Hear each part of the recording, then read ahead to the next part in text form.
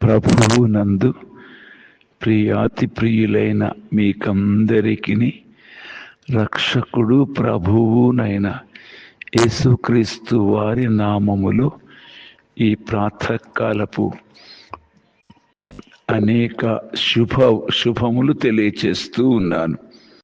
సర్వశక్తులకు దేవుని ఆశీర్వాదములతో మీరును మీ ఇంటి వారును యుగయుగములు తరతరములు ఆనంద సంతోషములతో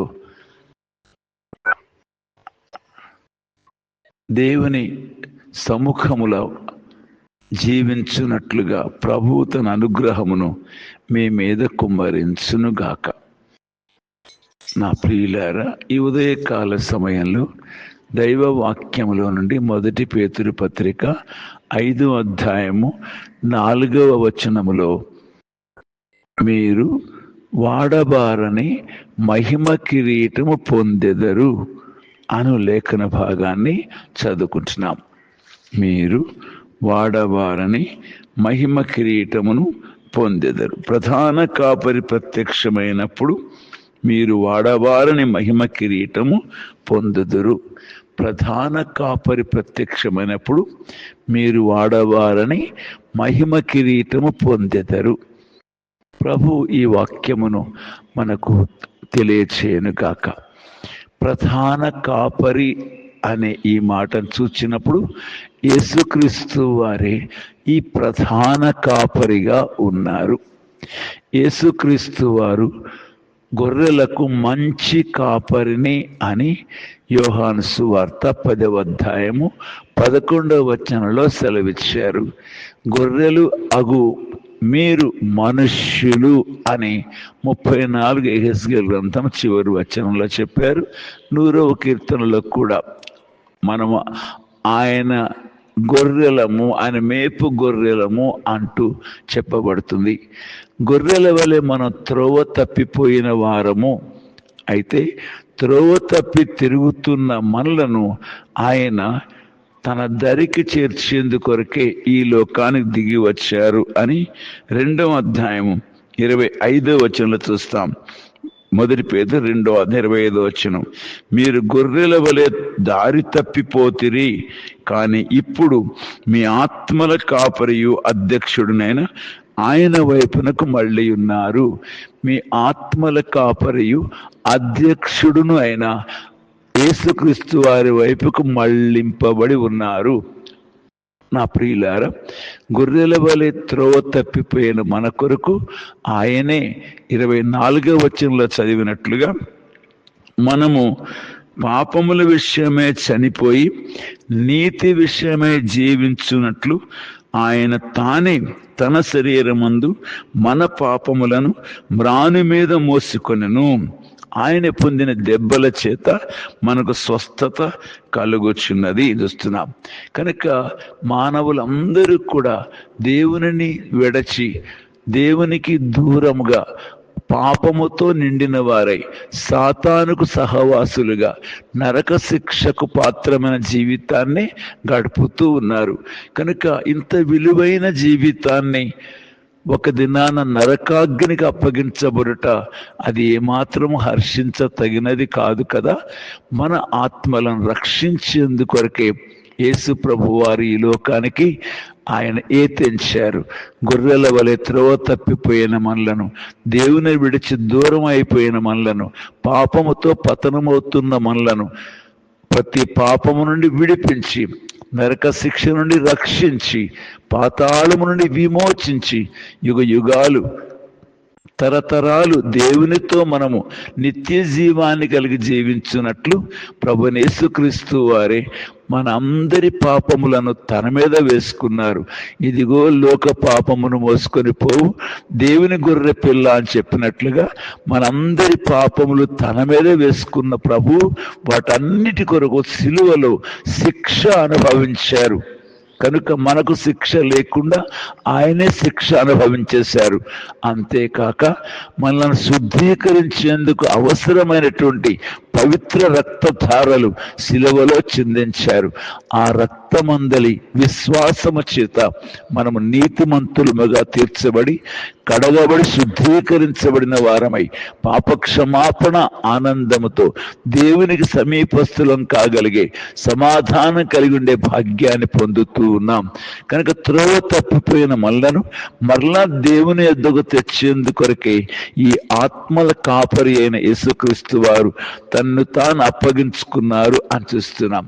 కీర్తనల గ్రంథము 23వ అధ్యాయంలో చూస్తే, యెహోవా నా కాపరి, నాకు లేమి కలుగదు, పచ్చిక గల చోట్ల ఆయన నన్ను పరుండ చేయుచున్నాడు, శాంతికరమైన జలముల యొద్ద ఆయన నన్ను నడిపించుచున్నాడు, తన నామమును బట్టి నీతి మార్గములలో ఆయనను నడిపించుచున్నాడు అని వ్రాయబడినట్లుగా ఆయన మనకు సమృద్ధిని ఇచ్చేవానిగా, నిండైన శాంతిని ఇచ్చేవానిగా, నీతి మార్గముల్లో మనల్ని నడిపించేటువంటి కాపరిగా ఉన్నట్లుగా మనం గమనించగలుగుతూ వస్తున్నాం.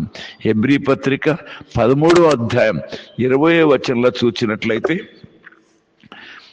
20వ వచనంలో చూసినట్లయితే, గొర్రెల గొప్ప కాపరి అని యేసు అను మన ప్రభువును నిత్యమైన నిబంధన సంబంధముగా రక్తమును బట్టి మృతులలో నుండి లేపిన సమాధానకర్తకు దేవుడు యేసుక్రీస్తు ద్వారా తన దృష్టికి అనుకూలమైన దాన్ని మనలో జరిగించచ్చు, ప్రతి మంచి విషయంలోనూ తన చిత్త ప్రకారం చేయటకు మిమ్మల్ని సిద్ధపరచును గాక. ఇప్పుడు నీతియుక్తమైన జీవితాన్ని కలిగి ప్రతి విషయంలో కూడా తన చిత్త ప్రకారం చేసే జీవితాన్ని మనకు అనుగ్రహించేవాడు గొప్ప కాపరి అయిన యేసుక్రీస్తు వారు అని చూస్తున్నాం. మంచి కాపరి, మరి గొప్ప కాపరి, ప్రధాన కాపరి, ఆత్మల కాపరి అని కూడా చూస్తున్నాం కదూ.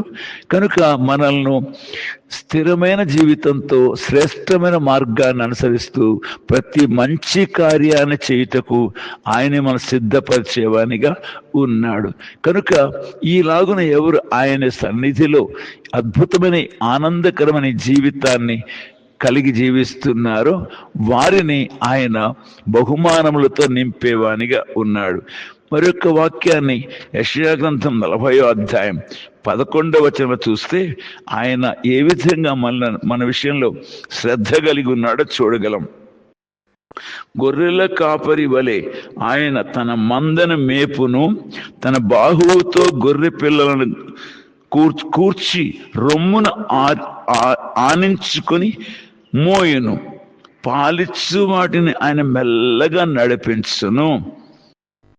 ఎంత మంచి కాపరి తన గొర్రెల్ని ఏ విధంగా మేపుతాడో, గొర్రె పిల్లలను, చిన్న గొర్రె పిల్లలను కూర్చి రొమ్మున ఆనించుకొని మోస్తాడో, పాలిచ్చు గొర్రెలను మెల్లగా నడిపిస్తాడో, అలాగునని మన ఎడల శ్రద్ధ వహించి మనల్ని నడిపించేటువంటి మంచి కాపరిగా, గొప్ప కాపరిగా, ఆత్మల కాపరిగా, ప్రధాన కాపరిగా ఆయన ఉన్నారని వాక్య భాగంలో చూస్తూ ఉన్నాం. ఎవరైతే ఆయన కాపుదలలో భద్రతలో ఉంటారో ఆయన ఇచ్చే శ్రేష్టమైన జీవాహారం, ప్రకటన 2వ అధ్యాయము 7వ వచనంలో చూస్తాం.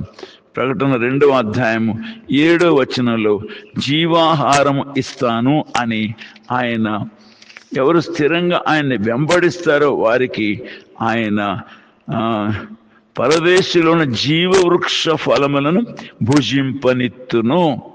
నమ్మకముగా ఆయన కాపుదలలో వెంబడించే వారికి ఆయన జీవాహారాన్ని, జీవ ఫలములను, ఏదేను తోటలో ఉన్న ఆ జీవవృక్ష ఫలములు ఇప్పుడు ఆయన పరలోకములో ఆయన మనకు తినిపించేవానిగా, కనుక ఆయన జీవాహారము లేక జీవవృక్ష ఫలములు మనకు అనుభవింపజేసేవానిగా ఉన్నాడు. 2వ అధ్యాయం 7వ వచనంలో, 2వ అధ్యాయం 7వ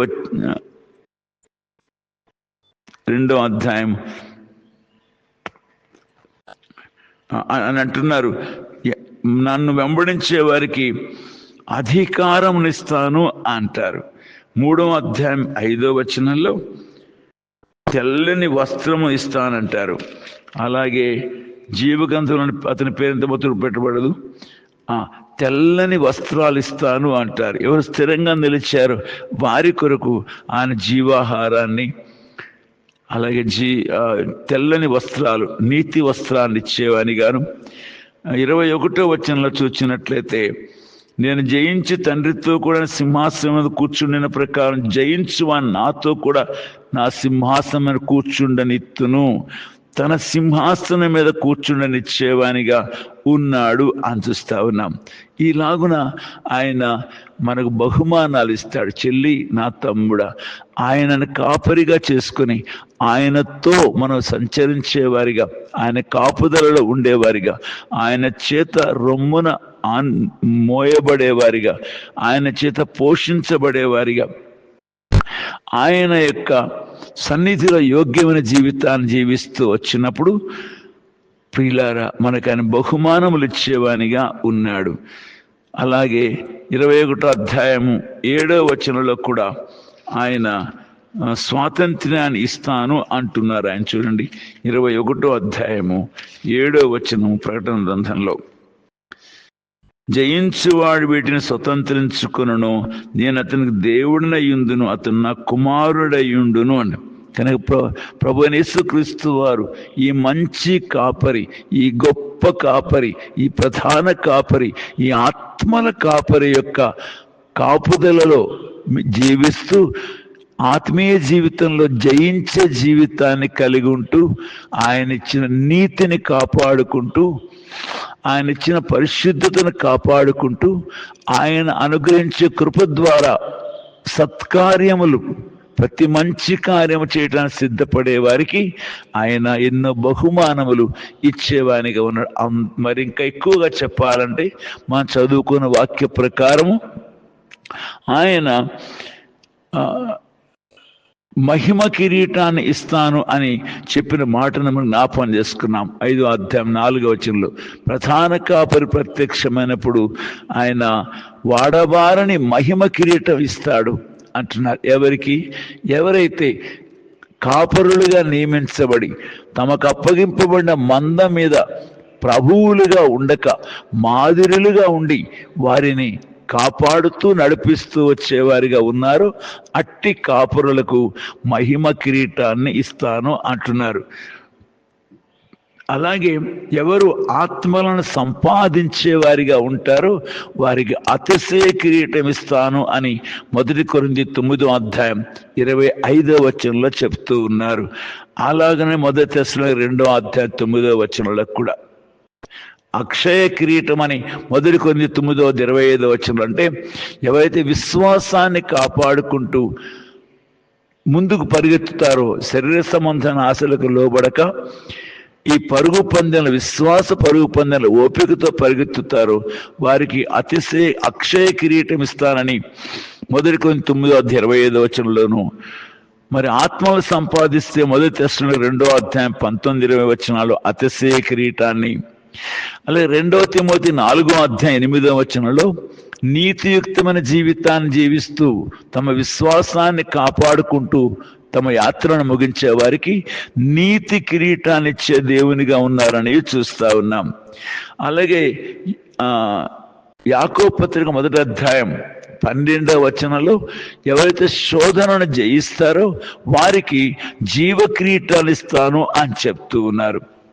అలాగనే 3వ అధ్యాయం ప్రకటన 11వ వచనంలో ఎవరైతే జయించే వారిగా ఉన్నారో వారికి విజయ కిరీటాన్ని ఇస్తాను అంటున్నారు. 11, నేను త్వరగా వచ్చుచున్నాను, ఎవడునూ నీ కిరీటమును అపహరింపకుండానట్లు నీకు కలిగిన దాన్ని గట్టిగా పట్టుకొనుము అంటున్నాడు. కనుక ప్రతి విషయంలో కూడా జయించే వారిగా మనం ఉన్నప్పుడు విజయ కిరీటాన్ని ఆయన మనకిచ్చేవానిగా ఉన్నారు అని చూస్తున్నాం. ప్రకటన 4వ అధ్యాయంలో 10వ వచనంలో పెద్దలకు స్వర్ణ కిరీటాన్ని ఆయన ధరింపజేస్తూ వచ్చాడు.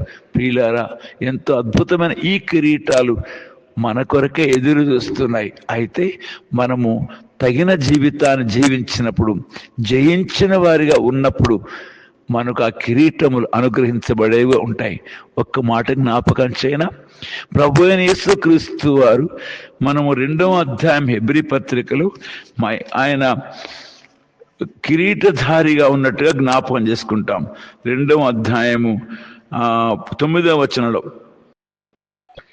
దేవుని కృప వలన ప్రతి మనుషుని కొరకు ఆయన మరణం అనుభవించున్నట్లు దూతల కంటే కొంచెం తక్కువ వానిగా చేయబడిన యేసు మరణము పొందినందున మహిమ ప్రభావములతో కిరీటము ధరించిన వానిగా ఆయన్ని చూచుచున్నాము.